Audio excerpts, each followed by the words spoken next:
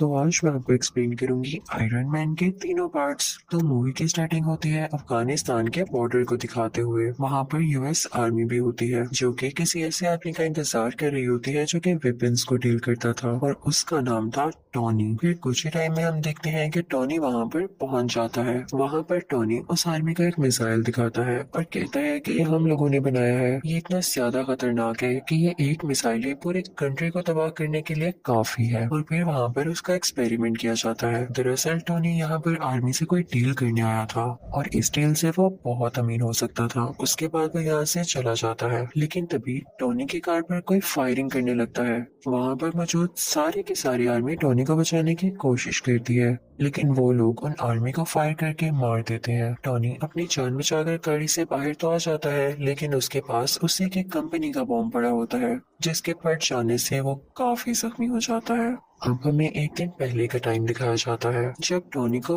Best weapon maker का award मिला था।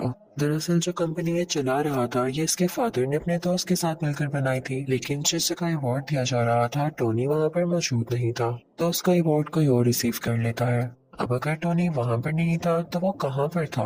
वो था एक कैसीनो में। वहां पर वो आदमी आता है जिसने टोनी का अवार्ड लिया था। वो उसे उसका अवार्ड देता है तो वो कहता है कि यार मैं इसे कहाँ रखूंगा, मेरे घर में तो जगह ही नहीं है। वो अवार्ड वो लोगों को देकर वहां से चला जाता है। तभी वहां पर एक रिपोर्टर आती है और टोनी से कहती है कि क्या आप सेटिस्फाई है, क्या आप नए नए वेपन्स बना रहे हैं और वो इतने खतरनाक हैं कि किसी की भी जान ले सकते हैं, बल्कि पूरी कंट्री डिस्ट्रॉय कर सकते हैं। तो टोनी कहता है कि हाँ मैं सेटिस्फाई हूँ, क्योंकि अगर हम वेपन्स ना बनाएं तो लोग हमें ही मार डालेंगे। उसके बाद ये दोनों कुछ टाइम साथ स्पेंड करते हैं और फिर टोनी को बताया जाता है कि उसकी अफगानिस्तान के लिए फ्लाइट है और टोनी अपने प्राइवेट जेट से होता हुआ अफगानिस्तान आ जाता है। अब सीन शिफ्ट होता है प्रेजेंट टाइम की तरफ, जब टोनी बेहोश है और एक बैटरी से कनेक्टेड है।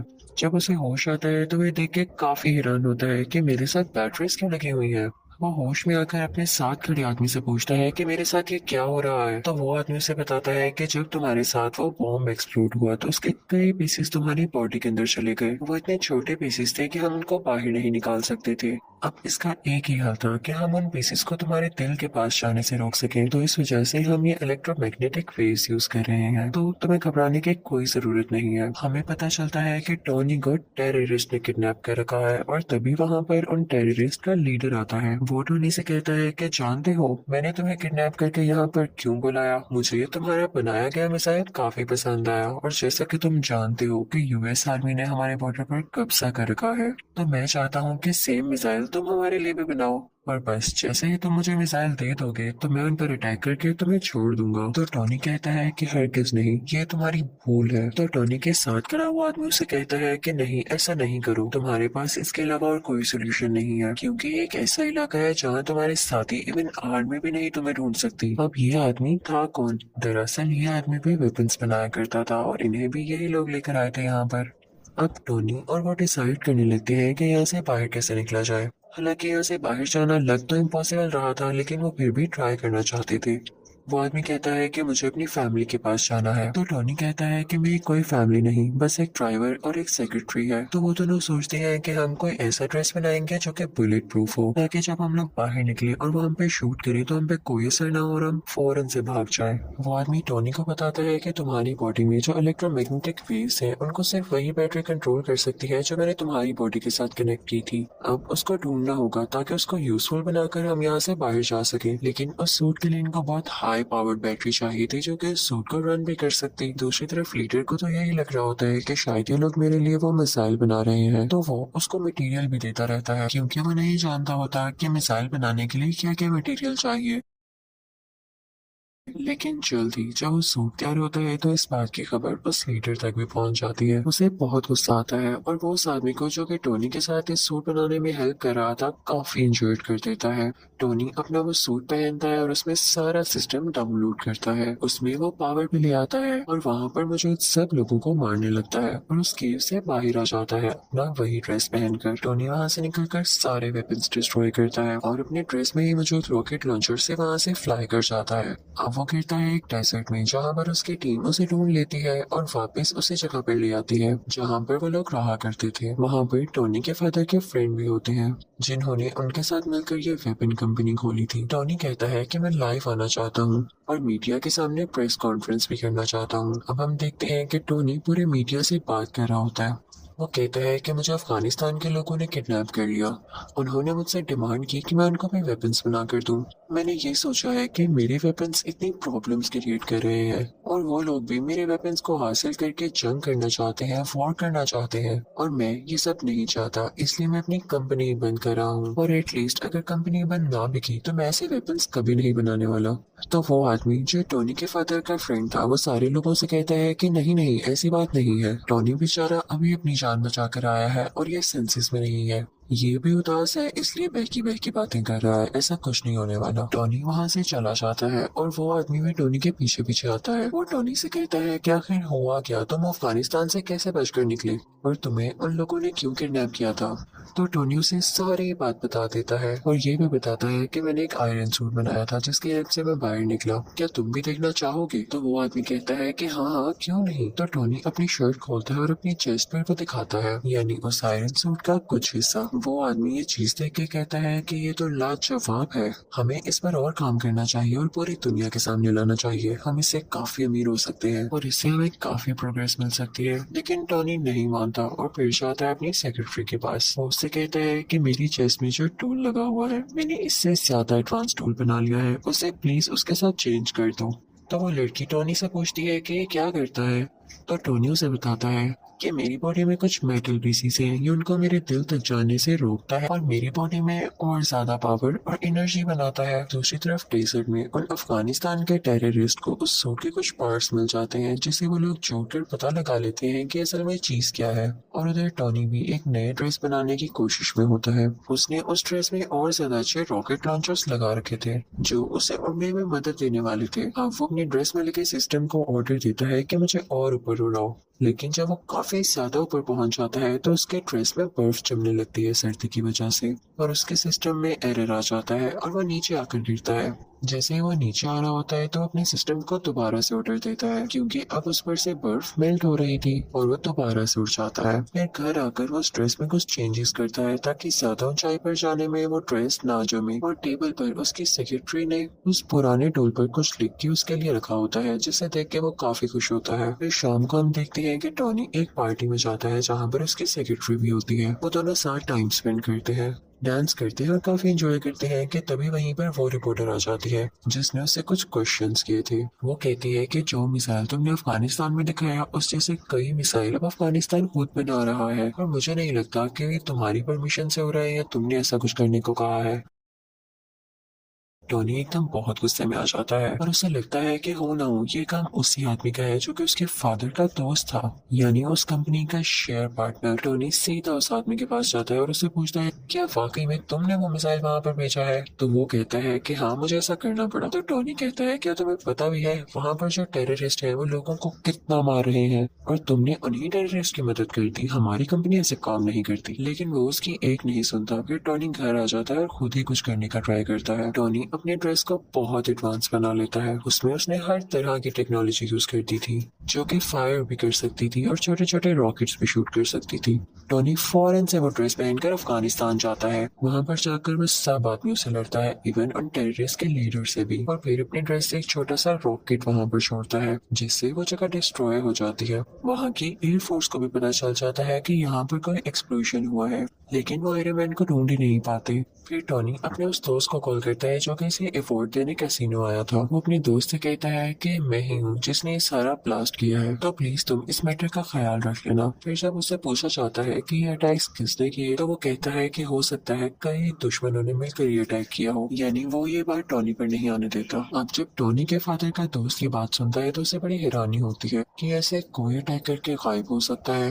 वो फौरन से अफगानिस्तान जाता है और वहाँ के टेररिस्ट से बात करता है। तो वो टेररिस्ट कहते हैं कि हम जान चुके हैं कि काम किसका है, लेकिन हम तब तक खामोश हैं जब तक हम पूरी बात का न पता लगा लें। ये आयरन मैन ही है क्योंकि हमें डेजर्ट से उसके ड्रेस के कुछ पार्ट्स मिले हैं। वो टेररिस्ट उस आदमी से कहते हैं कि अगर तुम हम लोगों को पैसे दे दो तो मैं सूट का डिजाइन तुम्हें बता सकता हूँ। लेकिन टॉनी के फादर का दोस्त ऐसा नहीं करता, बल्कि वो उन लोगों को डरा धमकाकर वो ड्रेस अपने साथ ले आता है। टॉनी को पता चल जाता है कि उसका पुराना ड्रेस किसी ने चुरा लिया है। वो फौरन से अपनी सेक्रेटरी के पास जाता है और उसे कहता है कि कैसे भी करके मुझे उसको रोकना होगा कि कहीं ये सारी इन्फॉर्मेशन लीक ना हो जाए और वो मेरा नाम, मेरी आइडेंटिटी यूज करके हर जगह तबाही फैलाए। अब टॉनी की सेक्रेटरी उस आदमी के ऑफिस जाती है, यानी वही आदमी जो टॉनी के फादर का दोस्त है। वो सारी इन्फॉर्मेशन उसके कंप्यूटर से कॉपी करने लगती है और साथ ही साथ उसे ये भी पता चलता है कि यही वो आदमी था जिसने टॉनी को किडनैप करवाया था उन टेररिस्ट से, क्योंकि ये नहीं चाहता था कि टॉनी का इस कंपनी में जरा सा भी शेयर हो। ये सुन के वो काफी हैरान होती है और वहाँ से जाने ही वाली होती है कि तभी वहाँ पर वही आदमी आ जाता है जिसके कंप्यूटर से वो डेटा चुरा रही थी। लेकिन उसे बातों में लगा के वहाँ से चली जाती है। अब वो आदमी भी इतना कोई इनोसेंट नहीं था, उसे पता चल जाता है कि ये लड़की मेरे कंप्यूटर से सारा डेटा चुरा गई है। जब वो लड़की सारी इन्फॉर्मेशन लेके वहाँ से निकल रही होती है तो एक आदमी आता है और कहता है कि आप टॉनी को जानती है ना, कि आप टॉनी से मेरा इंटरव्यू करा देंगी, मुझे उससे कुछ सवालात पूछने हैं, कुछ क्वेश्चनिंग करनी है। और दूसरी तरफ टॉनी के फादर के फ्रेंड को भी अजीब अजीब फील हो रहा होता है, क्योंकि वो जानता था कि टॉनी अब कितना पावरफुल है और उसे पता चल चुका है कि इस सारी गेम के पीछे मेरा ही हाथ है। उस आदमी ने कुछ साइंटिस्ट को ऑर्डर दिया होता है वही टूल बनाने के लिए जो कि टॉनी की चेस्ट में था। लेकिन हैरानी वाली बात यह है कि जो टूल ये बनवा रहा था उसका साइज काफी बड़ा था, लेकिन उसको कंप्लीट होने में भी टाइम था। तो ये जाता है टॉनी के घर काफी गुस्से में। वो टॉनी की बॉडी को डीएक्टिवेट करके उसकी चेस्ट में से वो टूल, यानी जो उसका हार्ट था, वो ले जाता है, जिसकी वजह से टॉनी बहुत डाउन फील करने लगता है और उसके बगैर वो ज्यादा देर जिंदा रहने वाला नहीं था। कि तभी टॉनी को याद आता है कि उसके सेक्रेटरी ने उसे एक पुराना टूल भी दिया था। वो फौरन से उसको लगा लेता है और अपना ड्रेस दोबारा से अपनी बॉडी पर ले आता है। अब टॉनी के फादर का फ्रेंड तो टॉनी का वो टूल लेके जा चुका था। उसने अपने पास काफी बड़ा आयरन जायंट बना रखा था जिसका वो नाम रखता है आयरन मॉन्गर। वो आदमी वो टूल जो टॉनी की चेस्ट से निकाला गया था उसके अंदर डाल देता है, जिससे वो एक्टिवेट होने लगता है। उसमें कई पावर्स आ जाती हैं। लेकिन इतनी ही देर में असली आयरन मैन भी वहां पर पहुंच चुका था और अब इन दोनों में काफी ज्यादा फाइट होती है। अब वो दोनों लड़ते लड़ते रोड पर आ जाते हैं। तभी आयरन मैन को याद आता है कि अभी तक ये सूट पूरी तरह ठीक नहीं हुआ, यानी अभी भी कई ज्यादा हाइट पर जाकर फ्रीज हो जाएगा। वो फौरन से ऊपर उड़ने लगता है ताकि आयरन मॉन्गर भी उसका पीछा करे। और जब वो लोग बहुत ऊपर पहुंच जाते हैं तो आयरन मॉन्गर का ड्रेस जमने लग जाता है, फ्रीज होने लग जाता है और वो अजीब सा हो थोड़ा डल होके नीचे गिरने लगता है। लेकिन तभी नीचे आते ही वो दोबारा से एक्टिवेट हो जाता है और वो आयरन मैन पर अटैक करने लगता है। अब ये दोनों पता है कहाँ आकर गिरते हैं?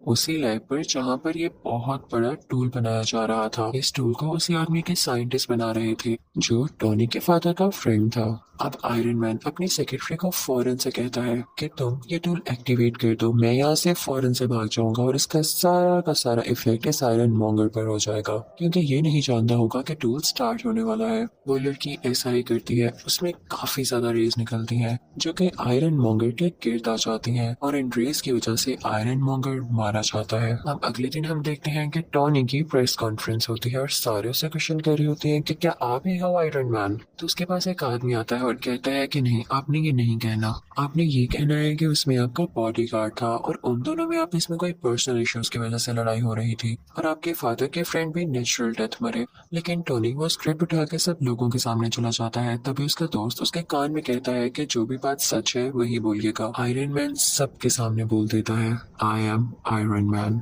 यानी अब सबको पता चल चुका था कि असली आयरन मैन टोनी ही है। और इसी के साथ आयरन मैन पार्ट 1 यही खत्म हो जाता है। तो अब मैं आपको एक्सप्लेन करूंगी आयरन मैन पार्ट 2। अब जहाँ पर पार्ट 1 का एंड हुआ था वहीं से पार्ट 2 स्टार्ट होता है। वही न्यूज के टोनी ने ये एक्सेप्ट कर लिया है कि वही आयरन मैन है, किसी के टीवी पर चल रही होती है और जो आदमी इसको देख रहा होता है उसका नाम इवान होता है। ये न्यूज देखते ही इवान के फादर की डेथ हो जाती है। तो इवान कहता है कि मैं आयरन मैन से बदला लेके जरूर रहूंगा। तो वो भी एक छोटा सा टूल तैयार करता है जिससे वो अपना ड्रेस बनाने वाला था, क्योंकि वो आयरन मैन से फाइट करने लगा था। अब कई दिन बाद इवान का ड्रेस तैयार हो जाता है और वो उसे नाम देता है विप लैश। उसमें ये पावर थी कि वो किसी भी मेटल को काट सकता था। फिर हम देखते हैं कि 6 महीने गुजर जाते हैं और टोनी कुछ लोगों से स्पीच कर रहा होता है। उसने अपना वही ड्रेस पहना होता है। वो बताता है कि मेरे फादर का ये ड्रीम था कि वो एक सिटी बनाए जिसमें एडवांस बिल्डिंग्स हो और काफी अच्छी टेक्नोलॉजी हो, लेकिन वो तो अपना ये ड्रीम पूरा नहीं कर पाए। अब मैं उनका ये ड्रीम पूरा करूंगा। और वो अपना ड्रेस सबको दिखाता है कि ये ड्रेस मेरी हेल्प करेगा। टोनी ये सब बातें करके वहां से निकल ही रहा होता है कि तभी उसके पास कुछ लोग आते हैं। वो टोनी से कहते हैं कि आपसे कुछ लोग कुछ बातें पूछना चाहते हैं। वो सब लोग ये चाहते हैं कि आप सुबह कोर्ट में आए। वो आपके ड्रेस के बारे में आपसे कुछ इन्वेस्टिगेशन करेंगे। जब टोनी कोर्ट जाता है तो उसे पता चलता है कि वहां पर तो आर्मी है। कोर्ट के सेनेटर उसे कह रहे होते हैं कि सूट तो तुमने काफी अच्छा बनाया है, लेकिन इतनी ज्यादा पावरफुल और खतरनाक चीज तुम्हारे पास नहीं होनी चाहिए। ये आर्मी को दे दो क्योंकि वो अपने सोल्जर्स की काफी अच्छी ट्रेनिंग कर सकती है इससे। तो टोनी कहता है कि नहीं, वो ड्रेस मैंने बनाया है, मेरी मेहनत लगी है उसमें, मैंने उस पर कई एक्सपेरिमेंट्स किए और मुझे ही उसको यूज करना आता है। वो मेरा ड्रेस है और मैं ही आयरन मैन हूँ। No one can be iron man. कोई आयरन मैन नहीं बन सकता मेरे अलावा। वहां पर टोनी का वही ब्लैक दोस्त भी होता है, लेकिन इस पार्ट में उसका फेस चेंज है, यानी किसी और को टोनी का दोस्त बना दिया गया है, लेकिन कैरेक्टर वही है।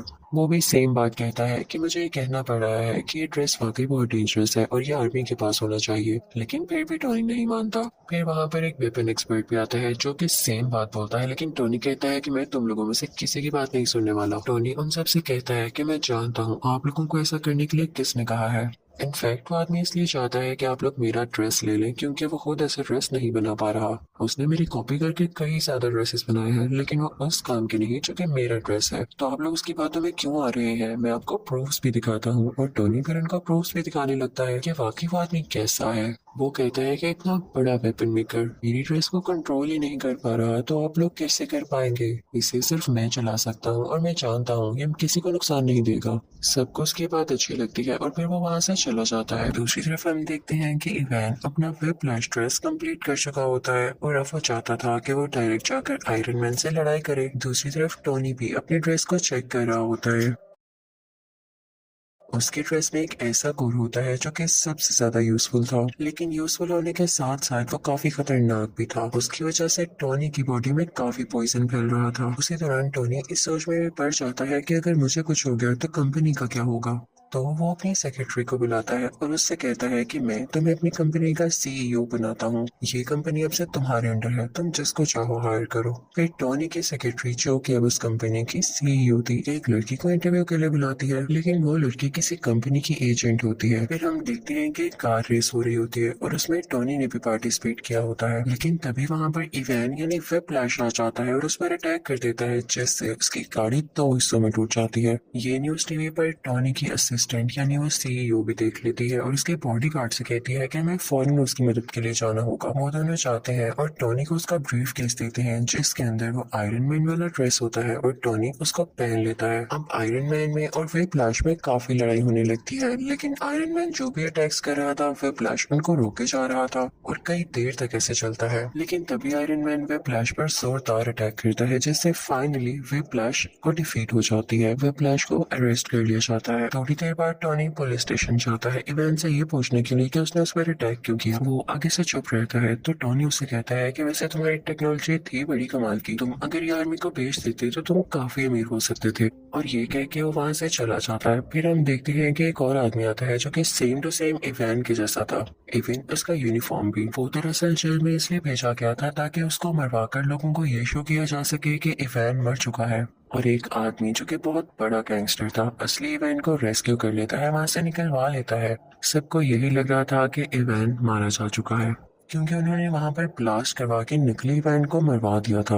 वो गैंगस्टर किसी इंडस्ट्री का ओनर था और टोनी का सबसे बड़ा दुश्मन था। वो ये चाहता था कि वो भी आयरन मैन के ड्रेस की तरह कई ज्यादा ड्रेसेस बनाए और पूरी आर्मी बनाए उनसे। उसने इवान को भी इसीलिए छुड़ाया था। दूसरी तरफ टोनी के ड्रेस का वो कोट उसे काफी सता रहा होता है। वो उसकी चेस्ट में मुसलसल पॉइजन पहुंचा रहा था जिससे उसे फील हो रहा था कि अगर उसने कुछ ना किया जल्द तो वो मारा जाएगा। लेकिन इस बात की फिक्र ना करते हुए वो अपनी बर्थडे पार्टी रखता है और उसमें डांस कर रहा होता है कि तभी उसका वो ब्लैक फ्रेंड आता है और उससे कहता है कि आर्मी का ऑर्डर है कि कल तुम्हें या तुम्हारे ड्रेस को उनके सामने लाया जाए। वो आदमी भी टोनी से तंग आ चुका था। वो कहता है कि तुम अपना ड्रेस पहन के पार्टी कर रहे हो, तुम जानते भी हो कि कितना खतरनाक है, लेकिन टोनी उसकी बात नहीं सुनता। तो वो भी टोनी का पुराना ड्रेस पहन कर आ जाता है और उन दोनों में अब काफी ज्यादा फाइट होती है। दोनों ने ही आयरन के ड्रेसेस पहने रखे थे और दोनों चाहते थे कि किसी न किसी तरह एक दूसरे को हरा दें ताकि पहला जीत जाए। अब दोनों अपने अपने हाथ से लेजर निकालने लगते हैं और एट अ टाइम लेजर निकलने से दोनों लेजर्स आपस में टकरा जाती हैं और बहुत बड़ा ब्लास्ट होता है। जहाँ पर ब्लास्ट होता है और टोनी की बर्थडे पार्टी हो रही होती है वो जगह कोई और नहीं बल्कि टोनी की कंपनी होती है। अब वहाँ से टोनी का पुराना ड्रेस लेके वो ब्लैक फ्रेंड तो चला जाता है, लेकिन टोनी वहीं पर नशे की हालत में होता है। फिर हम देखते हैं कि एक आंख वाला आदमी टोनी के पास आता है और उससे कहता है कि तुम्हारे फादर क्या क्या करना चाहते थे और तुम क्या कर रहे हो, तुम नशा करके इधर उधर फिरते रहते हो। तो टोनी कहता है कि अपनी जुबान बंद रखो, तुम होते कौन हो ऐसे बोलने वाले। तो वो आदमी कहता है मैं तुम्हारे बारे में सब कुछ जानता हूँ, वो लड़की जो तुम्हारी कंपनी में इंटरव्यू देने आई थी वो कोई और नहीं बल्कि मेरी ही सीक्रेट एजेंट है और तुम्हारी सारी बातें सारे रिपोर्ट से मुझे देती रही है। फिर वो आदमी ये भी कहता है कि मैं ये नहीं चाहता कि तुम्हारा कोई नुकसान हो, मैं चाहता हूँ कि तुम और ज्यादा अच्छा एक ड्रेस बनाओ जिससे पूरी दुनिया को फायदा हासिल हो और मेरे पास तुम्हारे फादर की कुछ चीजें भी हैं, चाहो तो उन्हें मेरे से ले सकते हो। टोनी उस एक आंख वाले आदमी के पास से वो सारी चीजें ले आता है तो उसे पता चलता है कि उसके फादर जो सिटी बनाना चाहते थे वो उस टूल की मदद से बनाई जा सकती है। वो उस पर पूरी तरह से रिसर्च करने लगता है।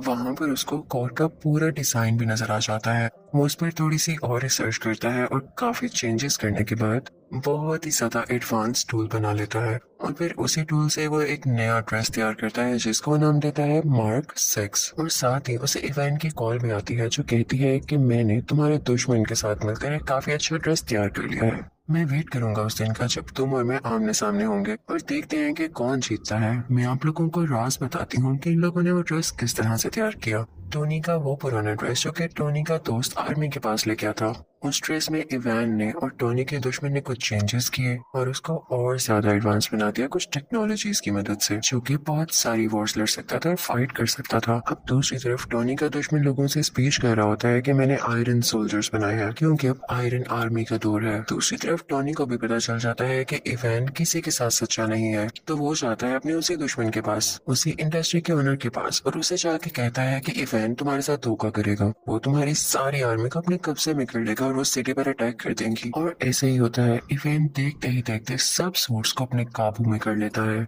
और उस वॉर मशीन को भी, जो कि इन लोगों ने नई टेक्नोलॉजीज के साथ तैयार की थी।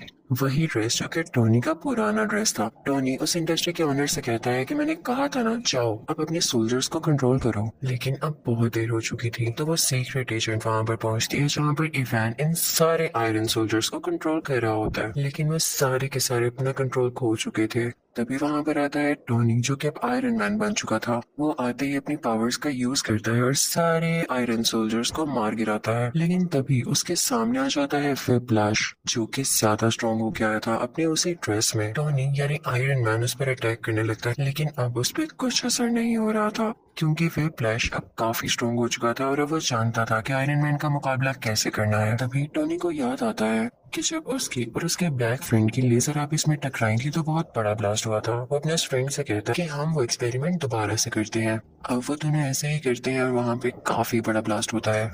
व्हिप्लैश वहीं पर मारा जाता है। अब अगले सीन में हम देखते हैं कि टोनी के पास वही एक आंख वाला आदमी आता है और उससे कहता है कि मैं तुम्हें गुड न्यूज दूं, तुम्हारा जो आयरन मैन वाला ड्रेस है उसको एवेंजर्स ने अप्रूव कर लिया है, यानी अब वो एवेंजर्स टीम में यूज होगा। लेकिन आई एम सॉरी, तुम उसके लिए सिलेक्ट नहीं हुए, तुम्हें सिर्फ पीछे से काम करना होगा। तो टोनी कहता है कोई मसला नहीं, आई एम एक्सेप्टिंग, लेकिन मुझे इस बात का क्रेडिट चाहिए। फिर अगले सीन में हम देखते हैं कि कोर्ट के सेनेटर टोनी यानी आयरन मैन को और उसके ब्लैक फ्रेंड को मेडल देते हैं और उनसे कहते हैं कि थैंक यू, आपने पूरी दुनिया को बचा लिया। और इसी के साथ आयरन मैन पार्ट 2 यहीं खत्म हो जाता है। तो अब बारी है पार्ट 3 की एक्सप्लेनेशन की। तो मूवी का स्टार्ट होता है एक फ्लैशबैक को दिखाते हुए जहाँ पर एक लेडी उसे बता रही होती है कि मैंने एक ऐसा वायरस बनाया है जिसमें बहुत सारी पावर्स हैं। इवन वो लोग जो डिसेबल है, माजूर है, वो भी अपनी पावर्स वापस ला सकते हैं, यानी वो बिल्कुल ठीक हो सकते हैं। तभी वहाँ पर एक ग्लासेस वाला साइंटिस्ट आता है जो कि टोनी से कहता है कि हमारी कंपनी एक बहुत बड़ा एक्सपेरिमेंट करने वाली है, उसमें बहुत ज्यादा एडवांस टूल यूज होने होने वाले हैं, तो मैं तुम्हें ऑफर कर रहा हूँ कि मेरी कंपनी को ज्वाइन कर लो। दरअसल वो टोनी से काफी इम्प्रेस होता है, लेकिन टोनी उसके ऑफर को रिजेक्ट कर देता है और वहाँ से चला जाता है। हम देखते हैं कि टोनी को एक मेंटल इशू हो गया था, उसी वजह से जब आयरन आर्मी ने पूरे सिटी पर अटैक्स किए थे और टोनी उन्हें शुरू में बचा नहीं पा रहा था, उसे वो फ्लैशबैक बार बार आते थे और इसी को लेके वो काफी सैड और बुरा फील किया करता था। लेकिन उसका दोस्त उसे हौसला देता है। आयरन मैन सोचता है कि अगर उन लोगों ने दोबारा से अटैक कर दिया तो मैं क्या करूंगा। इसके लिए वो आयरन मैन की पूरी टीम बना देता है और वो उस टीम का नाम रखता है आयरन लीजन। अब हमें पता चलता है कि पूरे कंट्री में दोबारा से अटैक्स हो रहे हैं और वो कोई और नहीं बल्कि मैंड्रिन नाम का एक आदमी करवा रहा है। टोनी यानी आयरन मैन का एक बॉडीगार्ड भी उसी कंट्री में होता है जो कि उन अटैक्स की वजह से शदीद जख्मी हो चुका था। टोनी उससे बहुत प्यार करता था, इसलिए उसे गुस्सा आ जाता है, तो वो प्रेस कॉन्फ्रेंस करता है कि अगर ये अटैक्स ना रुके गए तो मैं उस मैंडरिन के साथ बहुत बुरी तरह पेश आऊंगा। लेकिन लगता है ये बात उसकी मैंडरिन को बिल्कुल पसंद नहीं आती। वो जनाब टोनी के घर पर ही अटैक करवा देता है, जिससे टोनी यानी आयरन मैन का घर पूरी तरह से तबाह हो जाता है। उस वक्त टोनी के साथ वही लड़की भी थी जिसने वो वायरस बनाया था जो कि डिसेबल लोगों को ठीक कर सकता था। आयरन मैन अपना ड्रेस पहनता है और उस लड़की को बचाकर वहां से ले जाता है। लेकिन आयरन मैन के सूट में एक एरर आ जाता है। जिस जगह उसने लैंड करना था वो वहां पर नहीं जाता, बल्कि किसी ऐसी जगह में गिर जाता है जहां पर स्नो फॉलिंग हो रही होती है। लेकिन स्टिल होप यानी उम्मीद अभी भी बाकी थी, क्योंकि उस सूट में पावर जो बाकी थी। वो चाहता था उस जगह पर वापस जा सकता था जहां पर उसको जाना था। दूसरी तरफ पूरी दुनिया काफी सैड होती है, क्योंकि उनको ये लग रहा था कि टोनी मारा जा चुका है उस अटैक में जो कि उसके घर पर हुआ, क्योंकि उसके बाद टोनी किसी को दिखाई जो नहीं दिया। आयरन मैन जिस विलेज में गिरा था वहां पर उसे एक बच्चा दिखाई देता है। वो उससे कई बातें करने लगता है, क्योंकि वो बच्चा उसको काफी इनोसेंट लगता है। टोनी देखता है कि वो विलेज भी तबाह हो चुका है और सेम उसी तरीके से तबाह हुआ है जिस तरीके से टोनी के घर पर अटैक किया गया। तो वो समझ जाता है कि जरूर इसके पीछे मैंडरिन का ही हाथ है। अब वो इस सारे केस पर रिसर्च करने लगता है। उसे पता चलता है कि ये एक्सप्लोशंस किसी वेपन के जरिए नहीं हुए, बल्कि ये उन सोल्जर्स ने किए हैं जो कि सुपर पावर्स रखते हैं। टोनी सबसे मैंडरिन की लोकेशन के बारे में पूछता है, लेकिन उसे कुछ पता नहीं चलता। सरप्राइजिंगली वो बच्चा उसे मैंडरिन की लोकेशन तक पहुंचा देता है। विलेज में टोनी ने कुछ वेपन्स भी तैयार कर रखे थे जो वो अपने साथ लेकर यहाँ आया था। वहां पर उसे पता चलता है कि मैंडरिन तो था ही नहीं, वो ड्रामा कर रहा था कि जैसे वो वहां पर हो। वहां पर सिर्फ एक आदमी था कि जो उस जगह की वीडियोस बनाकर पब्लिश किया करता था। फिर यहाँ हम देखते हैं कि वही ऐनक वाला साइंटिस्ट टोनी से मिलता है, और दरअसल ना तो उसको ऐनक लगी थी और ना ही वो उसका गेटअप था, वो भी उसका फेक गेटअप था। वो टोनी को बताता है कि मैंने वही वायरस यूज करके खुद की डिसेबिलिटी को खत्म कर दिया है और अब मैं काफी स्ट्रांग हो चुका हूँ। वो साइंटिस्ट टोनी को बताता है कि मैंने तुम्हारी दोस्त यानी तुम्हारी सेक्रेटरी को भी किडनैप कर रखा है। वो उसे उसका विजन दिखाता है कि ये देखो, ये अब मेरे कब्जे में है। वो दरअसल कहीं और पर किडनैप हुई भी होती है और ये सिर्फ उसकी इमेज होती है, एक होलोग्राम। अब वो लड़की जिसने वायरस तैयार किया था वो कई सालों से साइंटिस्ट के लिए काम कर रही थी, लेकिन जब उस साइंटिस्ट को पता चलता है कि ये टोनी से भी मिलने गई थी तो वो उस लड़की को वहीं पर शूट कर देता है। हम देखते हैं कि वो साइंटिस्ट काफी अच्छी टेक्नोलॉजी यूज करता था, जिसकी वजह से उसके लोकेशन कोई भी ट्रैक नहीं कर पाता था। वहां पर वॉर मशीन भी होती है जो कि टोनी का फ्रेंड चला रहा होता है, यानी वही आयरन सूट जो वो लेकर भागा था। लेकिन अब उस ड्रेस का नाम चेंज कर दिया गया था और ये उसी साइंटिस्ट ने किया था। दरअसल वो टोनी को ये बताना नहीं चाहता था कि ये वही ड्रेस है। वो उस ड्रेस को यानी वॉर मशीन को अपने पास ले आता है, लेकिन टोनी भी काफी पावरफुल था। वो वहां से जान छुड़ाकर भाग चुका था, क्योंकि उसे मैंडरिन की लोकेशन का पता लगाना था। इसी दौरान टोनी को पता चलता है कि वो साइंटिस्ट वो एडवांस ड्रेस चुरा कर यूएस के प्रेसिडेंट को मारना चाहता है, और इसके लिए उसे कुछ भी करके उसे रोकना होगा। और इसी पर्पस के लिए वो साइंटिस्ट वहां पर पहुंच जाता है जहां पर वो प्रेसिडेंट होते हैं, जो कि किसी और कंट्री जाने के लिए तैयार हो रहे थे। वो उसे किडनैप कर लेता है और अपनी सीक्रेट लोकेशन पर ले आता है जहां पर कोई नहीं पहुंच सकता था। लेकिन टोनी वहां पर पहुंच ही जाता है, क्योंकि उसकी हेल्प की थी उस छोटे बच्चे ने, और टोनी था भी बहुत टैलेंटेड। टोनी वहां पर जाकर सारे बाकी पैसेंजर्स को भी बचा लेता है। लेकिन जब बारी आती है प्रेसिडेंट को बचाने की, तो इतनी ही देर में वो साइंटिस्ट उसे लेकर वहां से जा चुका होता है और वो नाकाम रह जाता है प्रेसिडेंट को बचाने में।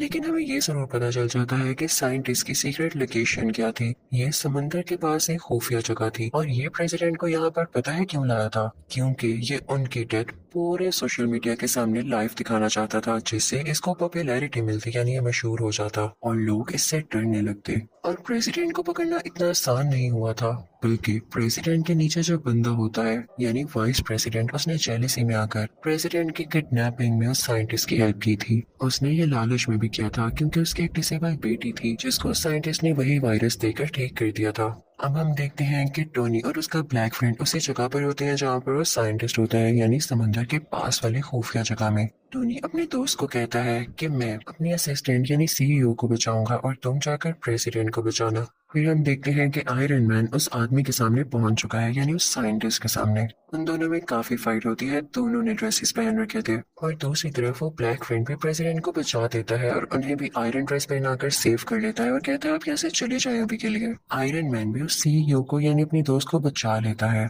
लेकिन बचाते बचाते वो नीचे गिर जाती है जहाँ पर बहुत ज्यादा आग लगी होती है। टोनी यानी आयरन मैन डर जाता है कि ये तो जल जाएगी अब, लेकिन एक मजे की बात ये थी कि उस साइंटिस्ट ने इसके अंदर पे वो वायरस इंजेक्ट कर रखा था जिसकी वजह से उसे आग से कुछ नहीं होता और वो ठीक हो जाती है। ये तो इनके लिए प्लस पॉइंट हो गया था। अब हम देखते हैं कि टोनी यानी आयरन मैन जाता है उसी साइंटिस्ट के पास। उन दोनों में काफी ज्यादा फाइट होने लगती है, लेकिन जब वो देखता है कि इस पर ना तो मेरी आर्मी का कोई असर हो रहा है ना तो मेरे अटैक्स का, तो उसके पास एक आइडिया आता है। वो अपना ड्रेस उतारता है और उसे साइंटिस्ट को पहना देता है। और उस ड्रेस में एक खास बात ये थी कि वो अपने आप को ही ब्लास्ट कर लेता था और टोनी भी ऐसा ही करता है, वो ड्रेस ब्लास्ट हो जाता है। लेकिन वो साइंटिस्ट बहुत चालाक था, उसने भी वो वायरस अपने अंदर इंजेक्ट कर रखा था जिसकी वजह से वो सरवाइव कर जाता है और उसे कुछ भी नहीं होता। बस इतना है कि वो जल चुका था, लेकिन स्टिल उसमें अभी भी पावर थी काफी ज्यादा। और तभी वहां पर वो सीईओ भी आती है और वो साइंटिस्ट को पूरी तरह से मार देती है, जिससे फाइनली वो मर जाता है। फिर वो सीईओ आती है टोनी के पास, वो दोनों गले लगते हैं और कन्फेस करते हैं कि वो एक दूसरे को पसंद करते हैं। उधर टोनी अपनी बाकी आयरन आर्मी को भी ऑर्डर देता है कि खुद को ब्लास्ट कर लो और ऐसा ही होता है। आसमान में लग रहा होता है जैसे फायरवर्क्स चल रहे हों। फिर नेक्स्ट सीन में हम ये भी देखते हैं कि पुलिस ने नकली मैंडरिन और उस वाइस प्रेसिडेंट को भी अरेस्ट कर लिया है। फिर हम देखते हैं क्योंकि टोनी यानी आयरन मैन काफी मशहूर हो चुका था, तो दुनिया के बड़े बड़े सर्जन्स उसका ऑपरेशन करते हैं। उसमें जो जो मेटल के पीसीस होते हैं वो उसको निकाल देते हैं। ये बहुत ही बड़ी गुड न्यूज थी, यानी ना उसे किसी टूल की जरूरत थी, ना उसे किसी कोर की, ना ही ड्रेस की जरूरत थी उसे जिंदा रखने के लिए। वो उस टूल को पानी में फेंक देता है और उसके दोस्त यानी सीईओ को भी ठीक कर दिया जाता है। यहाँ पर इस मूवी की हैप्पी एंडिंग हो जाती है। आई होप आपको ये तीनों पार्ट्स अच्छे लगे होंगे। Thank you for watching.